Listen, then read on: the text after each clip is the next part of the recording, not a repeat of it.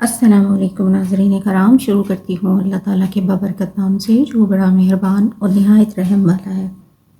وہب ابن منبع نے روایت کی ہے کہ 7ویں زمین پر ایک ہوا ہے، اس کا نام ہے ریح العقیب، اور 70,000 زنجیروں سے اس کو باندھ رکھا ہے، اور 70,000 فرشتے اس پر محافظ اور موکل ہیں۔ جب قیامت کا دن ہوگا وہ ہوا چھوڑ دی جائے گی، وہ اتنی تیز ہوگی کہ پہاڑوں کو مانند ریزہ ابر ریشم کے اڑا دے گی، اور آسمان گر پڑے گا اور اس کے ٹکڑے ٹکڑے ہو جائیں گے، اور وہ روئی کے گالے کی مانند اڑتا پھرے گا، جیسا کہ اللہ تعالیٰ نے فرمایا۔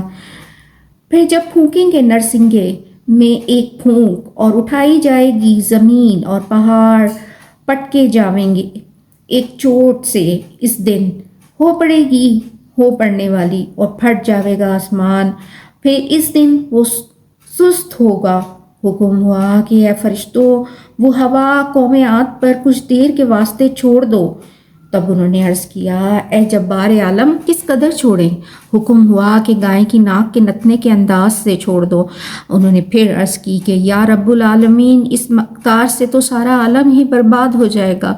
تب حکم ہوا کہ سوئی کے ناکے کے سوراخ کے برابر چھوڑ دو۔ انہوں نے تعمیل خدا کو بجا لایا، اس ہوا کو سوئی کے سوراخ کے برابر چھوڑا تو وہ ہوا مانند ابر سیاہ کے پہاڑوں کی طرف نکل آئی۔